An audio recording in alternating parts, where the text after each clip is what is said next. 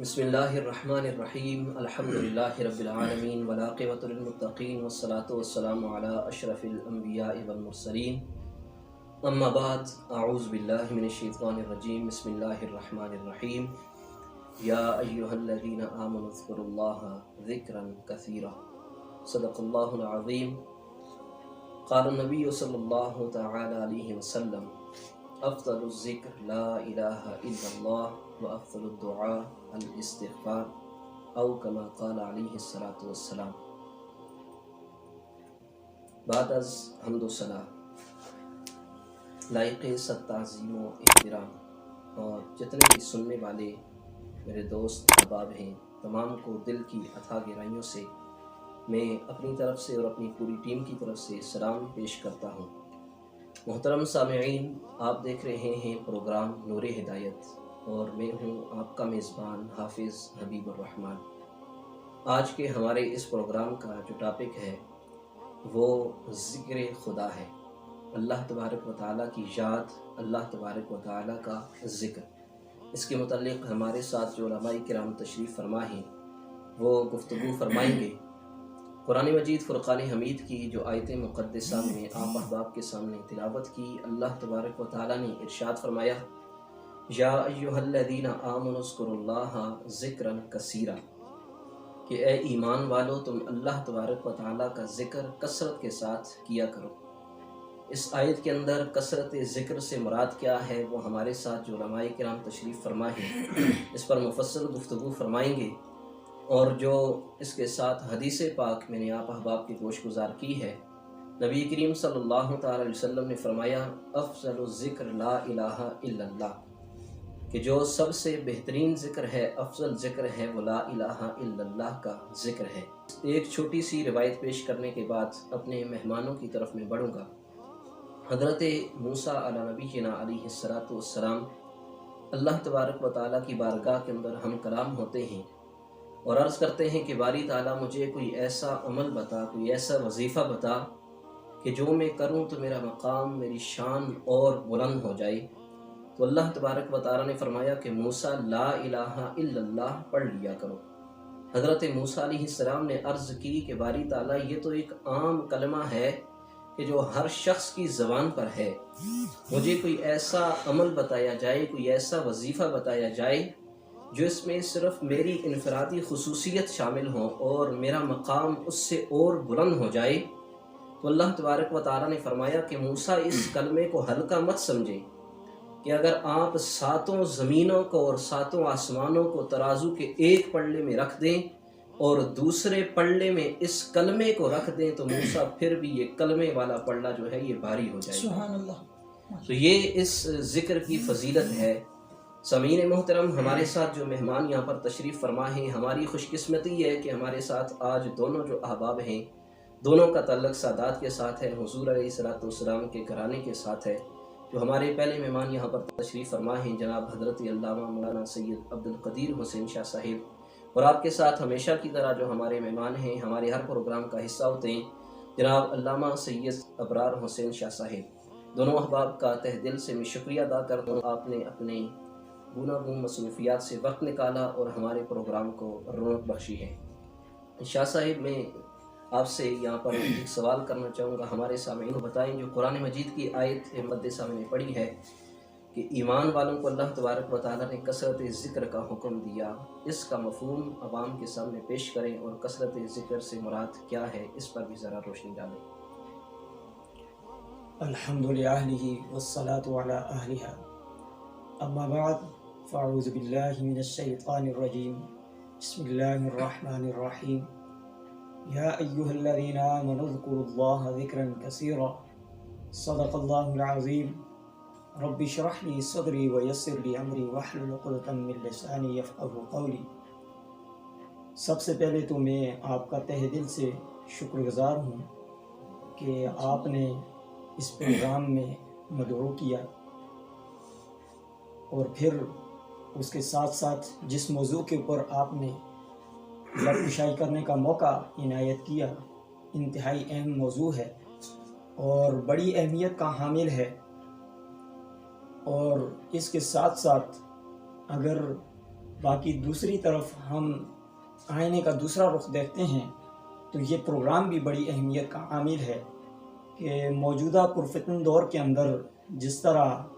چاہے social media ہو یا electronic media ہو یا پرنٹ میڈیا ہو، جس لحاظ سے بھی دیکھیں تو فحاشی اور عریانی اپنے عروج کے اوپر ہے،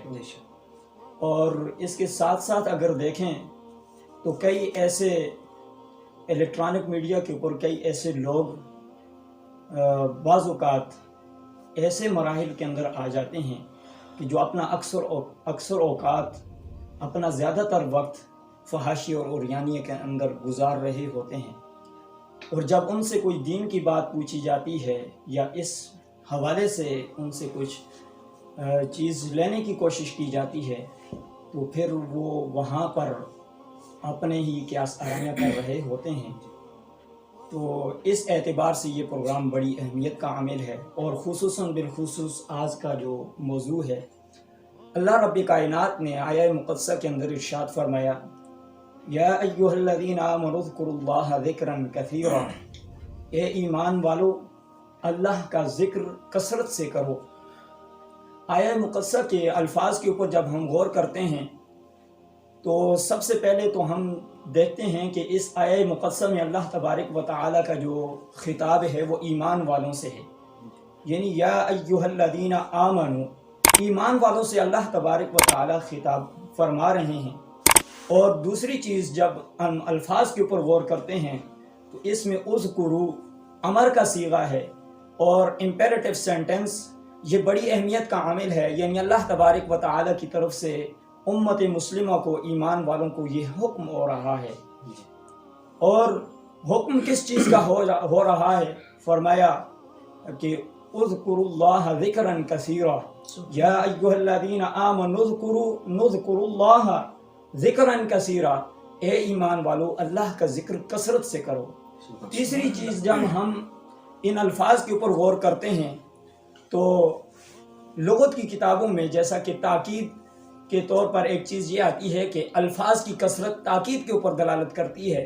تو تیسری چیز ہمیں یہاں سے یہ بھی ملتی ہے، اور ساتھ میں اللہ تبارک و تعالیٰ نے لفظ کثیرہ بیان فرمایا ہے۔ لفظ کثیرہ کیا چیز ہے؟ لفظ کثیرہ سے مراد یہ ہے کہ یہاں پر اس کی کوئی حدود نہیں ہے، کوئی اس کی لمیٹیشن نہیں ہے، کوئی اس کی باؤنڈری نہیں ہے، بلکہ یہاں پر اللہ تبارک و تعالیٰ نے لفظ کثیرہ بیان کر کے یہ بتا دیا کہ ایمان والو تم اللہ کا ذکر کرو، چاہے وہ کسی بھی گھڑی میں ہو۔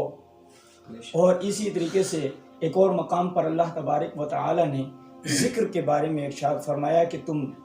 کھڑے ہوتے ہوئے بھی ذکر کرو، بیٹھ کر کرو، اور لیٹے ہوئے بھی اللہ کا ذکر کرو، یعنی یہ تسبیحات و تحلیلات یہ اللہ کے ذکر میں سے ہے۔ اور اسی طریقے سے نبی اکرم علیہ السلام نے ارشاد فرمایا کہ افضل الذکر لا الہ الا اللہ و افضل الدعاء الحمدللہ۔ اور اسی طریقے سے جیسا کہ بعض روایات میں آتا ہے کہ جیسا کہ حضرت معاذ رضی اللہ تعالیٰ عنہ فرماتے ہیں کہ ایک شخص نے آپ صلی اللہ تعالیٰ علیہ وسلم کی بارگاہ میں عرض کی، یا رسول اللہ صلی اللہ تعالیٰ علیہ وسلم کون سا مجاہد افضل ہے؟ جہاد کرنے والوں میں جو مجاہد ہے وہ کون سا افضل ہے؟ آپ صلی اللہ تعالیٰ علیہ وسلم نے ارشاد فرمایا کہ جو جہاد بھی کر رہا ہو اور ساتھ میں اللہ کا ذکر بھی کر رہا ہو، اور اس کے ساتھ ساتھ اسی طریقے سے دیگر اعمال کا ذکر فرمایا کہ روزہ دار کون سا زیادہ فضیلت والا ہے؟ فرمایا کہ جو روزہ بھی رکھ رہا ہو ساتھ میں اللہ کا ذکر بھی کر رہا ہو۔ نمازی کون سا افضل ہے؟ فرمایا کہ وہ نمازی کہ جو نماز بھی ادا کرے ساتھ میں اللہ کا ذکر بھی کرے۔ اس کے ساتھ ساتھ دیگر امور، زکوٰۃ ادا کرنے والا، فرمایا زکوٰۃ بھی ادا کرے، اللہ کا ذکر کرے، وہ زکوٰۃ ادا کرنے والوں میں سب سے زیادہ فضیلت والا ہے۔ تو حضرت ابوبکر صدیق رضی اللہ تعالیٰ عنہ بیان فرماتے ہیں کہ اے ابو حفص، ذکر کرنے والے تو بلائی لے گئے ہیں۔ تو آپ صلی اللہ تعالیٰ علیہ وسلم نے جواباً فرمایا کہ ہاں ایسا ہی ہے کہ ذکر کرنے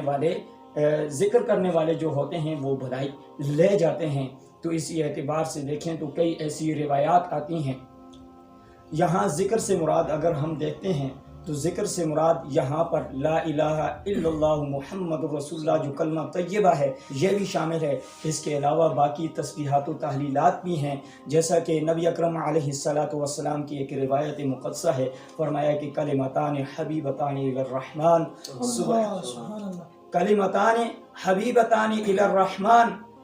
ثقیلتان فی المیزان خفیفتان علی اللسان سبحان اللہ و بحمدہ سبحان اللہ العظیم۔ فرمایا کہ دو کلمے ایسے ہیں کہ جو اللہ تبارک و تعالی کو بڑے محبوب ہیں۔ وہ کلمے ان کی اہمیت کیا ہے؟ فرمایا کہ جب میزان پر ہوتے ہیں ثقیلتان فی المیزان، تو میزان پر ان کا وزن بڑا بھاری ہوتا ہے، اور جب زبان پر آتے ہیں تو ادائیگی کے اعتبار سے فرمایا کہ خفیفتان علی اللسان، زبان کے اوپر بڑے ہلکے ہیں۔ وہ کلمے کون سے ہیں؟ فرمایا سبحان اللہ و بحمدہ سبحان اللہ العظیم۔ تو اس اعتبار سے دیکھیں تو ذکر کی کئی اقسام بنتی ہیں، ذکر کی کئی مراتب بنتے ہیں۔ بعض لوگ تو ایسا بھی ہوتا ہے کہ بعض اوقات انسان زبان سے تو ذکر ادا کر رہا ہوتا ہے، لیکن اس کا زبان اور اس کا دماغ اور اس کے باقی جو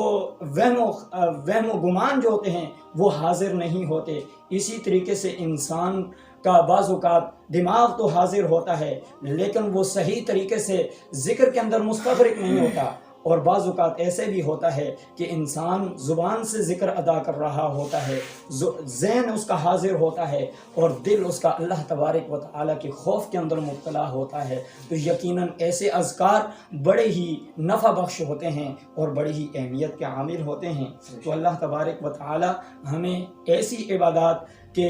جن کا جو ہمہ وقت فائدہ ہوتا ہے ان کو بجا لانے کی توفیق عطا فرمائے۔ ماشاءاللہ۔ محترم سامعین، بہت ہی اچھی گفتگو شاہ صاحب نے فرمائی، اور اس کے اندر ایک بات ہمیں اور بھی پتہ چلی ہے کہ یا جیسے اللہ تعالیٰ نے قرآن مجید کے اندر بھی ارشاد فرمایا ہے کہ جب تم کھڑے ہو یا بیٹھے ہو یا اپنے پہلوؤں پر بھی ہو تو اللہ تبارک و تعالیٰ کا ذکر کیا کرو، یعنی کہ ذکر خدا کا کوئی مخصوص وقت نہیں ہے۔ میں اپنے دوسرے مہمان کی جانب بڑھوں گا۔ جو حدیث پاک شاہ صاحب میں نے خطبہ کے دوران تلاوت کی، افضل الذکر لا الہ الا اللہ، اس کا مفہوم بھی ہماری عوام کے گوش گزار کریں، اور دوسرے اذکار پر لا الہ الا اللہ کو فضیلت کیوں دی گئی، اس کے اندر کیا حکمت ہے، اس پر بھی ذرا روشنی ڈالیں۔ اعوذ باللہ من الشیطان الرجیم، بسم اللہ الرحمن الرحیم، الحمدللہ رب العالمین، والعاقبۃ للمتقین، والصلاۃ والسلام علی خاتم الانبیاء والمرسلین۔ سب سے پہلے تو میں قبلہ سید عبدالقدیر حسین شاہ صاحب کا شکریہ ادا کرتا ہوں کہ انہوں نے اپنی مصروفیات کے باوجود اپنا قیمتی وقت ہمیں عطا کیا۔ اللہ تعالیٰ ان کے علم و عمل میں مزید برکتیں عطا فرمائے، اور آپ نے اس پروگرام کو پھر اسی طرح سجایا، عالم دین کو اپنی مجلس میں بلایا۔ اللہ تعالیٰ آپ کو بھی اس پر جزائے خیر عطا فرمائے، جزائے کلی عطا فرمائے۔ آپ نے جو سوال کیا کہ یہ جو حدیث مبارکہ ہے، آپ صلی اللہ علیہ وسلم کا فرمان مبارک کہ افضل الذکر لا الہ الا اللہ، کہ سب سے افضل جو ذکر ہے وہ لا الہ الا اللہ ہے، اس کی کیا وجہ ہے؟ تو علماء کرام نے لغات کے اندر اس کے اوپر سیر حاصل گفتگو کرتے ہوئے فرمایا کہ اس کے اندر جو لفظ الہ ہے یہ ایسا جامع اور معنی لفظ ہے کہ جس نے اللہ تبارک و تعالیٰ کی وحدانیت کا اقرار بھی کروایا، اور ایسا معنی لفظ ہے کہ تمام معبودان باطل کا رد بھی فرما دیا کہ صرف ایک ہی ہستی ہے جو الہ بننے کے لائق اور قابل ہے، اور وہ کون سی ہستی ہے؟ اللہ کی ہستی ہے، اس کے علاوہ کوئی الہ نہیں ہو سکتا۔ تو جو کافروں کے عقائد تھے، اللہ تبارک و تعالیٰ نے ان عقائد کا رد بھی فرمایا، اور ایسے جامع انداز میں فرمایا الہ کہا جاتا ہے اسے جس کی عبادت کی جائے۔ تو اللہ تبارک و تعالیٰ نے یہ لفظ یہاں پر ذکر کیا اس کے اندر، تو اب اس لفظ کی وجہ سے چونکہ وہ خدائے وحدہ لا شریک تھا، اس کا کوئی شریک نہیں، نہ ذات میں، نہ صفات میں، نہ دیگر معاملات میں، تو اس وجہ سے یہ لفظ اللہ تعالیٰ کی وحدانیت کو بیان کرتا ہے۔ اس ایک لفظ کا اس کلمے کے اندر آ جانا کہ جس نے تمام معبودان باطل کا رد کیا اور خدائے وحدہ لا شریک کی وحدانیت کو بیان کیا، اس کی یکتائی کو بیان کیا، اس وجہ سے اس کلمے کا یعنی لا الہ الا اللہ کا مقام باقی تمام اذکار سے بڑھ کے ہو گیا۔ اور روایات کے اندر یہ بات بھی آتی ہے، آپ نے یقیناً عوام نے بھی سنی ہوں گی، آپ حضرات نے یہ باتیں علماء کرام سے، آپ صلی اللہ علیہ وسلم نے فرمایا کہ یہ لا الہ الا اللہ ایسا کلمہ ہے، روایتوں میں آتا ہے اگر یہ کلمہ نہ ہوتا تو کوئی بھی انسان جنت میں نہ جا سکتا۔ اب اندازہ لگائیے کہ دوسری حدیث مبارکہ میں خود آپ صلی اللہ علیہ وسلم نے فرمایا من قال لا الہ الا اللہ دخل الجنہ، جس نے بھی لا الہ الا اللہ پڑھ لیا وہ جنت میں داخل ہو گیا۔ یعنی جنت میں جانے کی ضمانت یہ کلمہ ہے، اس کی اتنی برکات ہیں، اتنے فوائد و ثمرات ہیں۔ جب انسان لا الہ الا اللہ کو پڑھ لے تو اللہ تبارک و تعالیٰ اس کو تمام تر شرک سے محفوظ فرما لیتا ہے۔ یہ سمجھ لیں کہ شرک کی بے خونی کے لیے یہ کلمہ عطا کیا گیا، اس وجہ سے یہ کلمہ باقی تمام اذکار سے افضل ہے۔ ماشاءاللہ، سبحان اللہ، بہت ہی عمدہ گفتگو جناب سید علامہ سید ابرار حسین شاہ صاحب نے فرمائی۔ اللہ تبارک و تعالیٰ ان کے علم و عمل میں مزید برکتیں عطا فرمائے۔ جناب عبدالقدیر شاہ صاحب ہماری عوام کو بتائیں کہ ذکر کے آداب کیا ہیں، اور دیگر اذکار کا بھی بتائیں کہ دیگر جو اذکار ہیں ان کے بارے میں ان کی فضیلت کیا ہے، ان سے بھی عوام کو آگاہ کیا جائے۔ اور ہم نے عموماً دیکھا ہے کہ مساجد کے اندر اور بالخصوص جن کا تعلق تصوف کے ساتھ ہے، صوفیاء کرام وہ ایک حلقے کی صورت میں اپنے مریدین کے ساتھ بیٹھ کر ذکر کرتے ہیں، تو اس کے بارے میں علماء اہل سنت کا اور دیگر علماء کا کیا موقف ہے، اس پر بھی ذرا روشنی ڈالیں۔ بسم اللہ الرحمن الرحیم۔ دیکھیں، کوئی بھی عمل ہے اس کا کوئی نہ کوئی خاص مقصد ہوتا ہے۔ جی، انسان دنیاوی طور پر کوئی نہ کوئی جب عمل کرتا ہے تو اس کے ذہن کے اندر کوئی نہ کوئی خاص مقصد اور اس کی منزل ہوتی ہے، اور اگر بغیر منزل کے انسان راستے کے اوپر چلنا شروع کر دے تو پھر اس سے اگر کوئی پوچھے کہ تم نے جانا کہاں ہے، تم نے رکنا کہاں ہے، تمہارا مقصد کیا ہے، تو اس کے پاس کوئی جواب نہ ہوگا سوائے وقت کے ضیاع کے۔ تو اسی طریقے سے جو ذکر ہے، تو اس ذکر کی جو نسبت ہمارے خاص پروردگار رب العزت کی طرف ہے، رب تعالیٰ کی طرف اس ذکر کو منسوب کیا جاتا ہے، تو خصوصاً بالخصوص اس میں ہمارا جو خاص مقصد ہے وہ رب کی رضا ہونی چاہیے۔ اور جب رب کی رضا ہوگی تو یاد رکھیے کہ اس کے خاص آداب بھی ہیں۔ خاص آداب میں سے سب سے پہلی بات تو یہ ہے کہ انسان جب ذکر کرے تو اس کا دماغ بھی حاضر ہو۔ ایسا نہیں ہے کہ زبان تو اللہ کے ذکر میں مستغرق ہو، اس کا دماغ کہیں اور گھوم رہا ہو، اور اس کے ساتھ ساتھ وہ دنیاوی امور کے اندر اپنے دماغ کو دوڑا رہا ہو، دنیاوی طور پر سیر کر رہا ہو، تو اس طریقے سے اس ذکر کا خاص فائدہ میسر نہ ہوگا۔ اور ذکر کوئی بھی ہے، خصوصاً بالخصوص جو لا الہ الا اللہ یہ جو ذکر ہے، اس کی بڑی ہی اہمیت ہے، اور اس اہمیت کو واضح کرنے کے لیے یہ بات کافی ہے کہ اللہ تبارک و تعالی نے خود اس کا حکم ارشاد فرمایا ہے، جیسا کہ آیہ مفصل یا ایھا الذین آمنوا اذکروا اللہ ذکرا کثیرا کے اندر یہ بات واضح طور پر موجود ہے۔ دوسری جو اہم بات ہے کہ ذکر کرنے والا جو شخص ہوتا ہے،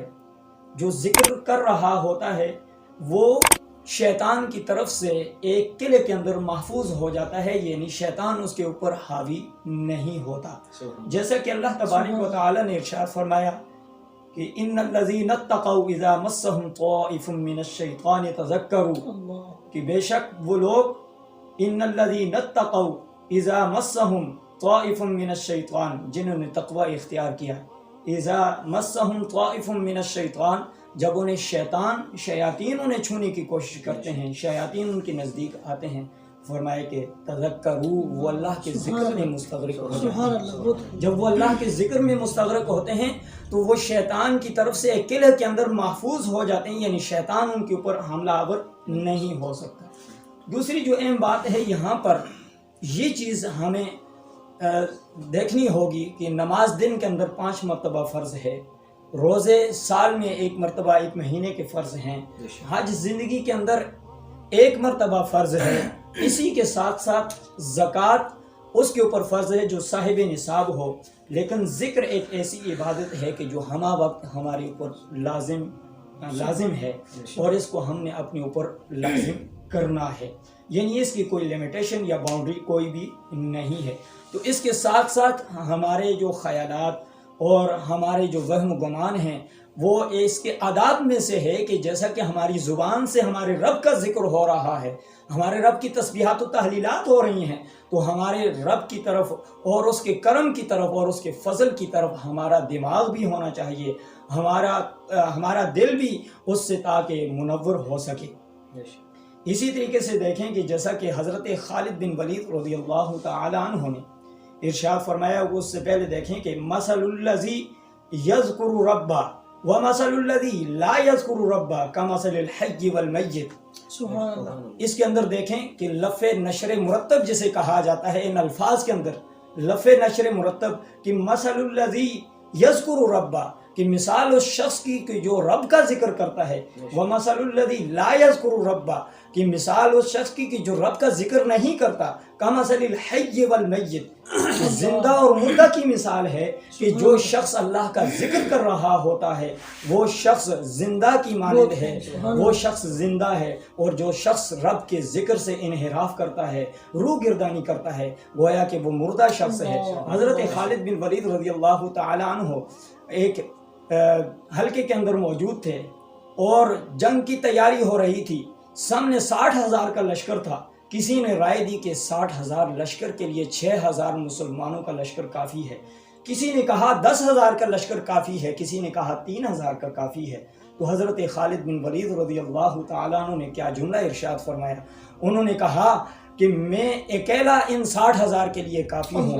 تو سننے والوں نے یہ کہا کہ خالد بن ولید آپ سپہ سالار ہیں اور آپ کے الفاظ سے ہمیں ریاکاری نظر آ رہی ہے۔ تو انہوں نے کہا ریاکاری نہیں ہے، بلکہ مجھے اپنے رب کے فضل کے اوپر یہ جملے کہنے پڑ رہے ہیں کہ میرے رب کا فضل یہ ہے کہ ہم اللہ کا ذکر کرنے والے ہیں اور وہ ہمارے رب کے ذکر سے غافل ہیں، اور جو رب کے ذکر سے غافل ہو وہ مردہ ہے، اور مردوں کے لیے میں تنہا زندہ کافی ہوں۔ تو گویا کہ یہ ذکر کے آداب میں سے ہے کہ انسان جب ذکر کرے تو اس رب کی طرف اس کا وہم و گمان بھی ہو۔ تو اسی طریقے سے جیسا کہ حضرت عبداللہ بن عباس رضی اللہ تعالیٰ عنہ بیان فرماتے ہیں، نبی اکرم علیہ السلام نے ارشاد فرمایا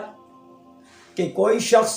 نماز اور روزے کی پابندی کے ساتھ ساتھ اگر شب بیداری کی طاقت نہیں رکھتا، وہ شب بیداری نہیں کر سکتا، جہاد سے عاجز ہے، اور اس کے ساتھ ساتھ اسے چاہیے کہ جس طرح کہ وہ صدقہ وغیرہ ادا نہیں کر سکتا تو اس کو چاہیے کہ وہ رب کے ذکر کے اندر اپنے آپ کو محو کر لے، رب کے ذکر کے اندر اپنے آپ کو مستغرق کر لے، تو یہ اس کے لیے کافی ہوگا۔ تو ذکر کے آداب میں سے یہی ہے کہ انسان جب ذکر کرے تو ذکر کے ساتھ ساتھ اس کا زبان کے ساتھ ساتھ دماغ بھی حاضر ہو۔ اس کے ساتھ ساتھ جیسا کہ ایک اور سوال حافظ حبیب الرحمن صاحب نے جو کہا کہ جیسا کہ ذکر کا جو حلقہ ہوتا ہے اور جیسا کہ مختلف جو اولیاء کرام کی محفلیں ہوتی ہیں ان کے اندر مختلف طریقے ہوتے ہیں، تو حلقے کے اندر ذکر کرنا اور مل بیٹھ کر ذکر کرنا، تو اس کے اوپر بھی جیسا کہ روایت مقدسہ ہے، جیسا کہ نبی اکرم صلی اللہ تعالیٰ علیہ وسلم نے ارشاد فرمایا کہ تم اللہ کا ذکر اس طریقے سے کرو کہ گویا کہ لوگ تمہیں دیکھیں اور کہیں کہ یہ پاگل ہیں، مجنون ہیں۔ اور ایک اور روایت کے اندر نبی اکرم صلی اللہ تعالیٰ علیہ وسلم نے ارشاد فرمایا کہ تم رب کا ذکر ایسا کرو کہ منافقین تمہیں کہیں کہ یہ ریا اور دکھلاوے کی خاطر کر رہے ہیں۔ تو جب ہم حلقے کے طور پر دیکھتے ہیں تو حلقہ بنا کر بلند آواز سے ذکر بالجہر کیا جاتا ہے، تو اس ذکر کی بھی اسی کے ساتھ نسبت ہوتی ہے کہ لوگ جب دیکھتے ہیں تو جو ناسمجھ لوگ ہوتے ہیں، نادان ہوتے ہیں، وہ یہی وہم و گمان کرتے ہیں۔ تو اس کی بھی بڑی اہمیت ہے اور فائدے سے خالی نہیں ہے، اور یہ ذکر ویسے بھی ایسی عبادت ہے کہ یہ ہر وقت اور ہر لمحہ کے لیے یعنی جو انسان کرے تو اس کو فائدہ دے دیتا ہے۔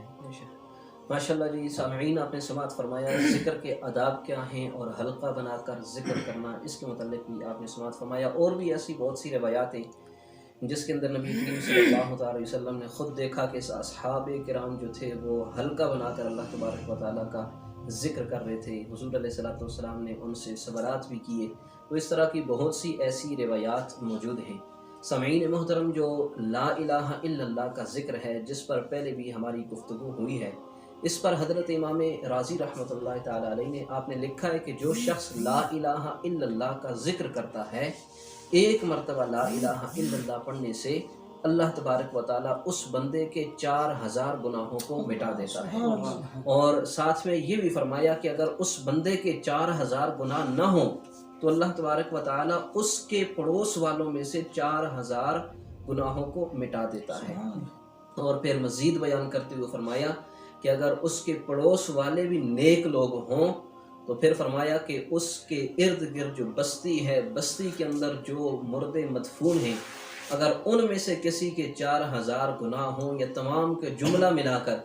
تو اللہ تبارک و تعالیٰ اس ایک مرتبہ لا الہ الا اللہ پڑھنے کی بدولت ان قبرستان والوں میں سے 4000 گناہوں کو مٹا دیتا ہے۔ تو یہ اس ذکر کی فضیلت ہے۔ میں اپنے دوسرے مہمان کی جانب بڑھوں گا۔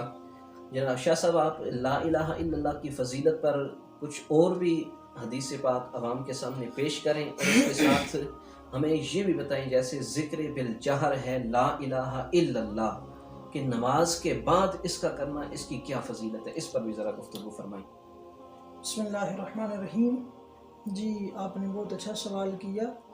لا الہ الا اللہ ایسا ذکر ہے کہ اس کے فضائل سے کتب احادیث بھری پڑی ہیں۔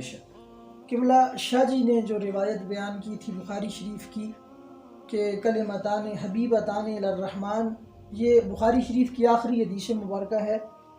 اس کے تحت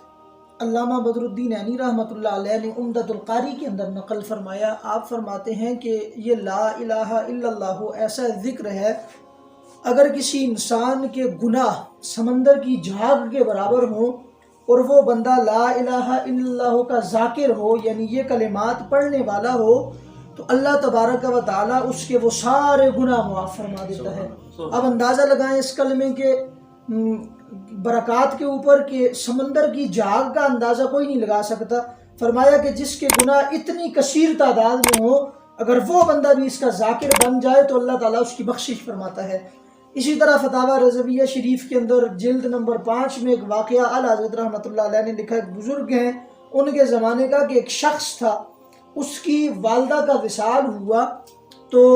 وہ شخص جو تھا اس کا کشف بڑا مشہور تھا۔ اس کی والدہ کا جب انتقال ہوا تو اس نے مجلس میں بیٹھے ہوئے کچھ لمحے کے لیے سوچا تو رونے لگا۔ بزرگوں نے کہا کیا وجہ ہے، کس چیز نے تجھے پریشان کیا؟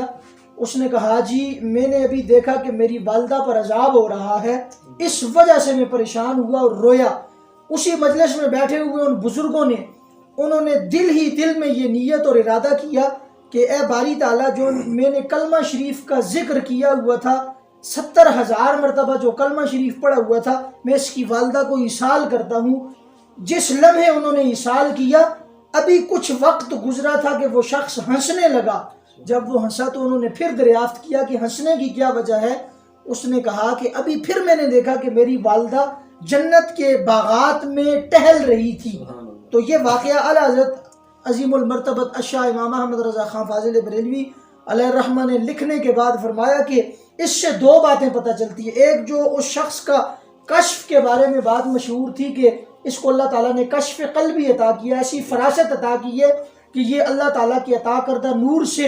ایسی چیزوں کو دیکھ سکتا ہے جسے عام آنکھ نہیں دیکھ سکتی۔ دوسرا فائدہ یہ ہوتا ہے کہ کلمہ شریف کا جو ہمارے ہاں رواج بھی ہوتا ہے، اکثر عورتیں یا مرد پڑھتے ہیں، لاکھیہ ختم جسے کہا جاتا ہے، یا 70,000 مرتبہ کلمہ شریف پڑھتے ہیں۔ پتہ چلا کہ یہ کلمہ شریف اگر اتنی تعداد میں پڑھا جائے اور کسی مردے کو ایصال کیا جائے تو اللہ تعالیٰ اس کی بھی بخشش فرما دیتا ہے۔ اور قرآن مجید کے اندر بھی اللہ تعالیٰ نے ذکر کے حوالے سے فرمایا فَاذْكُرُونِي اذْكُرْكُمْ، تم میرا ذکر کرو میں تمہارا ذکر کروں گا۔ اب اگر میں اللہ کا ذکر لوگوں میں کروں گا تو اللہ تعالیٰ میرا ذکر ملائکہ کی مجلس میں کرے گا، وہ مجلس بھی اعلیٰ ہوگی۔ اور اس کے ساتھ ساتھ حبیب صاحب یہ بات کہ اللہ تعالیٰ کا ذکر جب انسان کرتا ہے، لا الہ الا اللہ، یہ کلمات جب اس کی زبان پر جاری ہوتے ہیں اس کے دل پر ایسا اثر کرتے ہیں۔ صوفیاء کرام نے اس بات کو اپنی کتابوں کی زینت بنایا۔ ذکر کا جو انہوں نے طریقہ کار لکھا، ذکر خفی، ذکر بالجہر انہوں نے لکھا، پھر ذکر اخفا، یہ ذکر کی انہوں نے بہت ساری اقسام بیان کی۔ کہا کہ جب انسان اس کلمے کا ورد پکا لیتا ہے ایسا اثر پیدا ہو جاتا ہے کہ اس کی زبان جب یہ کلمہ دہراتی ہے تو ایک مرتبہ پڑھ کے وہ کسی چیز کے اوپر پھونک مار دے، دم کر دے، اللہ تعالیٰ اس کی برکتیں اسی وقت ظاہر کرتا ہے۔ اور مولانا روم رحمۃ اللہ علیہ نے کیا خوب فرمایا کہ جب انسان یہ ذکر کرتا رہتا ہے مسلسل، اس کی زبان پر جب یہ ذکر پک جاتا ہے، آپ نے فرمایا گفت اللہ بود گرچہ از حلقوم عبداللہ بود، اس کا بولنا خدا کا بولنا ہو جاتا ہے۔ اگرچہ بظاہر وہ ایک انسان کی حلق سے آواز نکلتی ہے، لیکن اس کے پیچھے ساری طاقت اللہ تعالیٰ کی ہوتی ہے۔ اور آپ کا جو دوسرا سوال تھا نماز کے بعد ذکر کرنے کے حوالے سے، تو یہ بات بھی بڑی اہمیت کی حامل ہے کہ جب انسان نماز پڑھ کے فارغ ہوتا ہے، قرآن مجید کے اندر بھی آیات کے اندر حکم دیا گیا کہ جب تم نماز کو مکمل کر لو تو اس کے بعد فذکر اللہ، تم اللہ کا ذکر کرو۔ کیسے کرو؟ فذکر اللہ کا ذکر آبائکم او اشد ذکرا، کہ اس طرح ذکر کرو جس طرح تم اپنے آباء و اجداد کا ذکر کرتے ہو، یا اس سے بھی بڑھ کے ذکر کرو۔ پتہ چلا کہ اللہ تعالیٰ نے اس بات کا حکم قرآن کے اندر بھی دیا، اور دوسرے مقام پر بھی فرمایا کہ تم الذین یذکرون اللہ قیاما وقعودا وعلی جنوبہم، کہ کھڑے ہو کر پہلو کے بل لیٹ کر اللہ کا ذکر کرو۔ اس سے بھی ذکر پاک کی فضیلت پتہ چلتی ہے۔ اللہ تعالیٰ سے دعا ہے کہ اللہ تعالیٰ ہمیں صحیح معنوں میں سمجھ کر ذکر کرنے کی توفیق عطا فرمائے، اور اس ذکر کے فوائد و ثمرات بھی اللہ تعالیٰ میں نصیب فرمائے۔ سامعین، آپ نے دیکھا کہ ذکر کی کس قدر فضیلت ہے، لیکن ہمارے لیے یہاں پر لمحہ فکریہ ہے کہ ہم اللہ تبارک و تعالیٰ کی یاد سے غافل ہو چکے ہیں۔ وہ کسی نے کیا خوب کہا تھا کہ کون رکھے گا یاد اس دور مفلسی میں،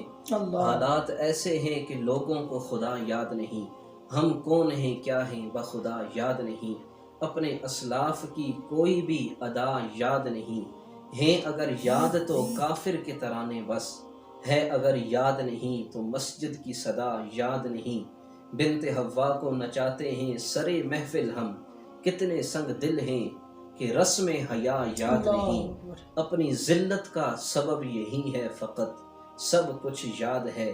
مگر خدا یاد نہیں۔ شاہ صاحب، اس پر ہی آپ ہماری عوام کو ایک آخری پیغام دیں کہ جس کے ذریعے انہیں پتہ چلے ذکر کی فضیلت کیا ہے اور ہم اس سے کتنے دور ہو چکے ہیں۔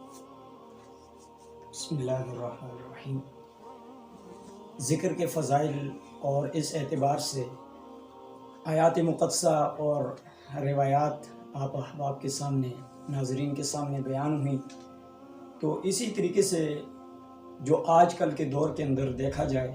تو یہ جو ذکر ہے، ذکر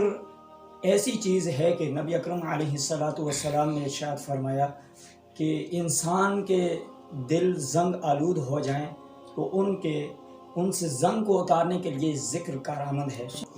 یہ ایک پیغام ہے ناظرین کے لیے کہ ہمہ وقت اللہ تبارک و تعالیٰ کے ذکر سے اپنی زبانوں کو تر رکھیے، تاکہ اللہ تبارک و تعالیٰ اس ذکر کی وجہ سے ہماری عبادات کا بھی ہمارے دلوں کے اندر شوق پیدا ہو، اور اس کے ساتھ ساتھ ہمارا جو تعلق خاص اپنے رب کے ساتھ جڑ جائے۔ اور رب کے ساتھ تعلق کیسے جڑے گا؟ کہ جب اللہ والوں کے ساتھ ہمارا تعلق ہوگا، اور اللہ والے ہی ہیں کہ اسی اعتبار سے ہم نماز کے اندر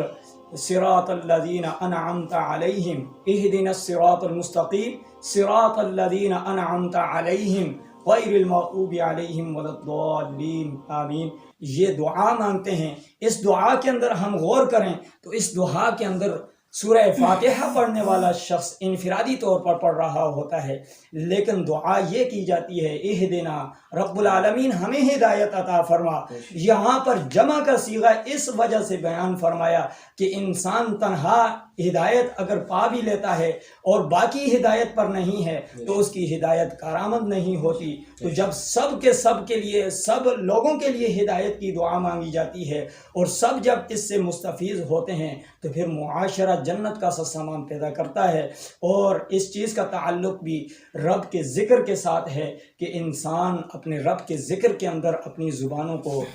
تر رکھے تو اس کا بڑا فائدہ ہے، اور امت مسلمہ کے لیے یہ ایک بہترین پیغام بھی ہے اور بہترین رب کے ساتھ تعلق کا ایک ذریعہ بھی ہے۔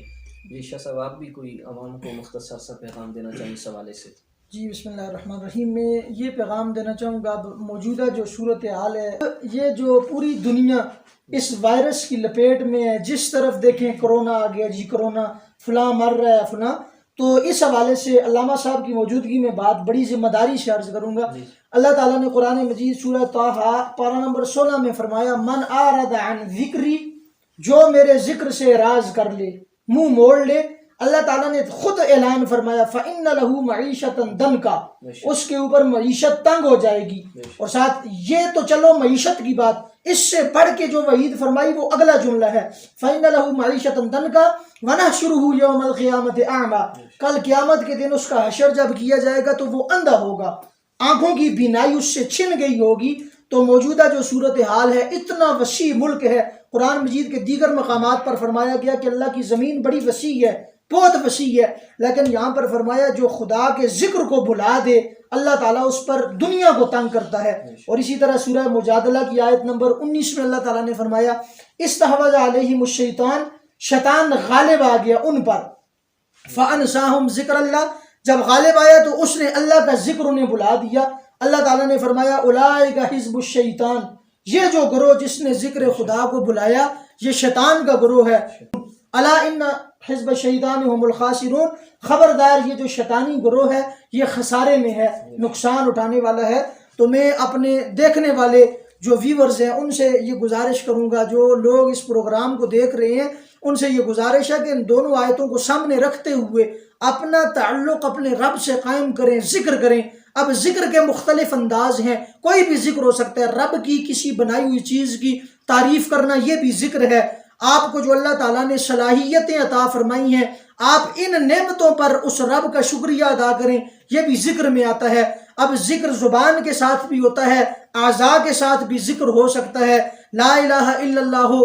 اس کلمات کو، ان کلمات کو ہر وقت الاپتے رہیں، پڑھتے رہیں، اپنی زبان کو ان سے تر رکھیں۔ جب اپنی زبان ان کلمات سے تر رکھیں گے اللہ تعالیٰ آپ کو ان بیماریوں سے بھی بچائے گا اور اللہ تعالیٰ کی خصوصی عنایات آپ پر ہوں گی۔ تو یہ موجودہ جو صورتحال ہے پوری دنیا میں، جو اتنی کشمکش اور ایسی بھیانک صورتحال بن چکی ہے، ہر طرف خوف و ہراس پھیلا ہوا ہے، اگر ذکر خدا کو عام کیا جائے تو یقیناً اس سے چھٹکارا حاصل ہو سکتا ہے۔ اور آخری بات میں کر کے گفتگو ختم کرتا ہوں، علامہ صاحب کی موجودگی میں کہ ابن کثیر رحمۃ اللہ علیہ نے بھی اس بات کو روایت کیا ہے، اسی طرح دیگر مورخین نے بھی لکھا ہے کہ پہلے زمانوں میں، پہلے وقتوں میں بھی جب اللہ کا عذاب آتا تھا، جیسے طاعون، برص، جذام وغیرہ کی بیماریاں، تو لوگ اس وقت مساجد کا رخ کرتے تھے، یعنی کثرت کے ساتھ نیکیاں کرتے تھے، یعنی اپنے گناہوں پر نادم ہوتے تھے اور نیکیاں جب کرتے تھے اللہ تعالیٰ کرم نوازی یہ فرماتا تھا کہ اس بیماری سے انہیں چھٹکارا مل جاتا تھا۔ ہمیں چاہیے کہ ہم بھی کثرت کے ساتھ ذکر خدا کریں، عبادات میں مشغول رہیں، تاکہ اللہ تعالیٰ ہمیں بھی اس بیماری سے چھٹکارا اور نجات عطا فرمائے۔ آمین۔ امید کرتے ہیں کہ آپ تمام احباب کو ہمارا یہ پروگرام اچھا لگا ہوگا۔ اس کے اندر آپ نے ذکر کی فضیلت سماعت فرمائی، ذکر کے اور دیگر آداب بھی اس کے اندر آپ نے سماعت فرمائی۔ آخری ایک جو بات میں کرنا چاہوں گا، شاہ صاحب قرآن مجید کے اندر جیسے اللہ تبارک و تعالیٰ نے فرمایا وَمَن يَعْشُ عَن ذِكْرِ الرَّحْمَنِ نُقَيِّضْ لَهُ شَيْطَانًا، کہ جو بندہ اللہ کے ذکر سے منہ موڑ لیتا ہے تو اس پر ایک شیطان مسلط کر دیا جاتا ہے۔ تو یہ ہمارے لیے بڑی قابل غور بات ہے کہ ہم جب اللہ تبارک و تعالیٰ کے ذکر سے دور ہو جائیں گے تو پھر ہم شیطان کے ساتھی بن جائیں گے۔ اللہ تبارک و تعالیٰ ہم سب کو اپنا ذکر کرنے کی توفیق عطا فرمائے۔ محترم سامعین، آپ کو اگر یہ ہماری ویڈیو اچھی لگی ہے، ہمارا پروگرام اچھا لگا ہے تو اس محبت برے نیکی کے پیغام کو اپنے دوسرے دوستوں تک بھی شیئر کریں اور ہمارے اس چینل کو سبسکرائب کریں۔ ایک نئے مہمان کے ساتھ، نئے ٹاپک کے ساتھ انشاءاللہ تعالیٰ پھر آپ لوگوں کی خدمت میں حاضر ہوں گے۔ اجازت دیجیے، اپنی دعاؤں میں یاد رکھیے گا۔ اللہ تبارک و تعالیٰ ہم سب کا حامی و ناصر ہوں۔ وآخر دعوانا ان الحمد للہ رب العالمین۔